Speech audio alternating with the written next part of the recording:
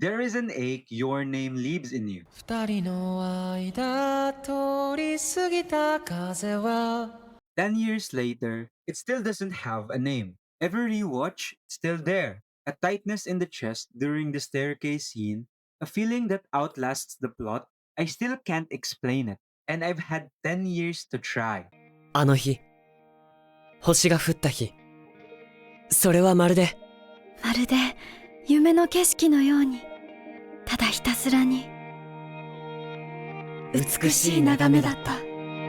Every so often, when I wake up, I feel like I've lost something. I don't know what, I don't know who, but somehow I miss it. That is not me. That is Mitsuha. That is Taki. That's the first thing your name ever tells you. Before the comet, before the body switching, before there's anything to spoil. これってもしかして本当に私、夢の中であの男の子と。俺は夢の中であの女と入れ替わってる This is usually one of the first anime someone recommends to you. Well, I hope it's not Boku no Pico. It's the one a friend hands you when they want you to fall in love with anime. Not just get into it, but watch it again, closely, and something doesn't add up. This film doesn't spend its runtime building a relationship. It spends its runtime destroying the proof that one existed. Memories fade, diaries disappear, names slip away. A town gets erased off a map. Even the calendars refuse to agree on what year it is. Why would a love story spend almost 2 hours erasing every piece of evidence that the love was real? This month marks 10 years since the film released in Japan. I've watched it more times than I can count, traced its structure, sat inside its silences, read every interview Shinkai gave about it. I think I finally found the answer. And once you see it, I don't think you'll watch Your Name the same way again.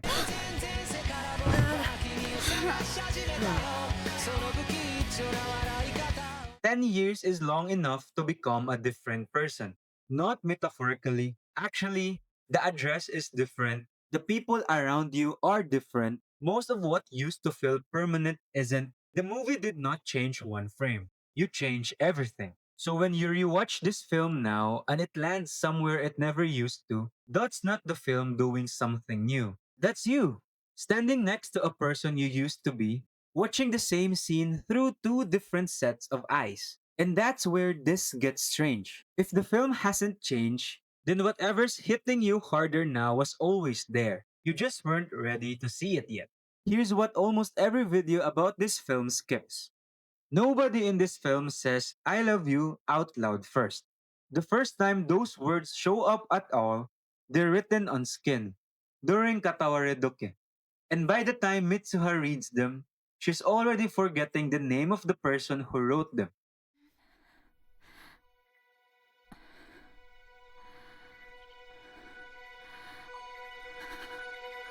愛し方さえも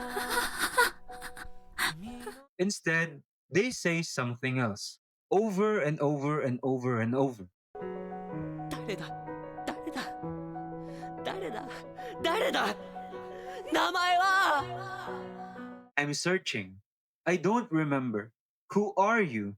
What's your name? Those four lines are the real script. Everything else is decoration. Notice what the film is not asking. It is not asking, will these two people fall in love? It's asking, why are they searching before they even know what they're looking for? That's not a fantasy premise.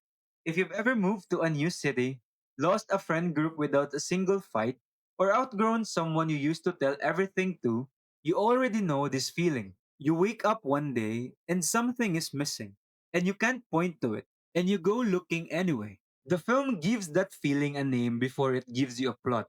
That's not an accident, that's the entry point, which raises a stranger question. If the film isn't about falling in love, what exactly is it erasing? Frame by frame. And why in this particular order? Watch the film again with that question in mind, and something deliberate starts to show up. The story doesn't just keep Taki and Mitsuha apart, it systematically removes every single thing they could use to prove their connection existed, and it does in a specific sequence. First to go, the memories. As soon as they wake up from a swap, the details disappear, like a dream evaporating the moment you try to describe it. Second, the diary entries. The ones they wrote specifically to prove to each other that this was real. Those vanished texts right in front of Taki's eyes the moment he tries to use them as evidence. Third, the names. He can't remember hers, she can't remember his. Fourth, the town itself. Itomori was destroyed 3 years earlier. A third of the population gone, over 500 people. At 8:42 p.m., on the night of the autumn festival, a crater where people used to live. Fifth, the timeline. They were never in the same year to begin with. Mitsuha has been dead for 3 years while Taki was living inside her body. Here's the part most breakdowns skip. That order isn't random. Notice what disappears first and what disappears last. The internal stuff, the feeling, the memory goes first. The external stuff, the names, the records, the physical evidence goes last. That's backwards from how we usually assume memory works. We tell ourselves the facts will outlast the feelings. This film argues the opposite. The feeling is the last thing standing. And by the time it's gone, there's no proof left that it was ever supposed to matter in the first place. The film isn't testing whether Taki and Mitsuha will remember each other. It's testing whether a connection can survive the total deletion of every piece of evidence that it existed. And that question isn't really about Taki and Mitsuha anymore. It's about what's supposed to be left standing once everything provable is gone. The film has an answer for that. It's not a plot device. It's a word. Most videos treat musubi like a vocabulary word, a cultural term to define and move past. The grandmother explains it plainly. The local guardian deity is called musubi. Joining thread is musubi. Joining people is musubi. The passage of time is musubi too. The braided cords they make represent the flow of time itself, twisting and tangling, sometimes coming undone, breaking off, then reuniting. Here's what that definition misses if you just file it away as trivia. Musubi isn't a theme sitting on top of the story. It's the rule the erasure sequence was following the entire time. Think back to that order.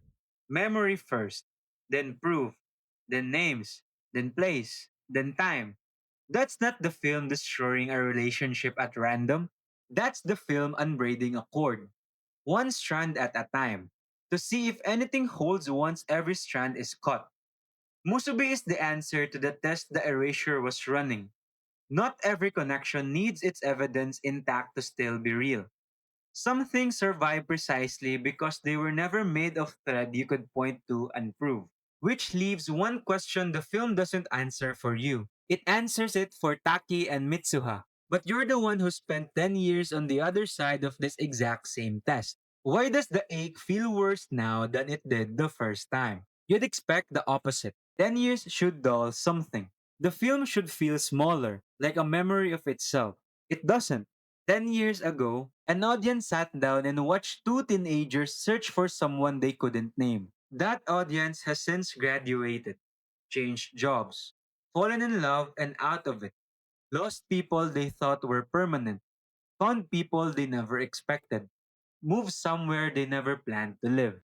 Run your own life through the same test the film just ran on Taki and Mitsuha. The specific memory of the first time you watched this film has probably already faded, the way Taki and Mitsuha's memories faded after every swap. Whatever proof you had of who you were back then, old messages, old photos, an old version of yourself, most of that has thinned out too. The way the diary entries vanished. Some of the people who were in the room with you that first time may not even be in your life anymore. The way Itomori disappeared off the map. And the ache is still here anyway. That's not nostalgia. That's musubi. Working exactly the way the grandmother described it. Not the story doing something new to you. The cord never actually broke. It just kept pulling, quietly, for 10 years, through every year you couldn't have predicted. So here's the actual answer. The one the film spends almost 2 hours earning instead of stating outright. The Bond doesn't need the evidence to survive. It never did. That's the whole test.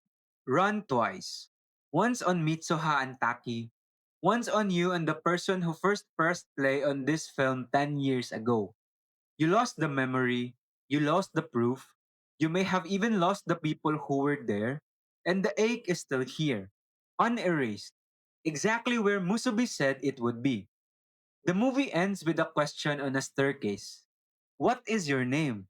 But that was never really the question this whole film was built around. The real question already has its answer, and you've been carrying it for 10 years without knowing it had a name. Probably, some connections don't need evidence to survive.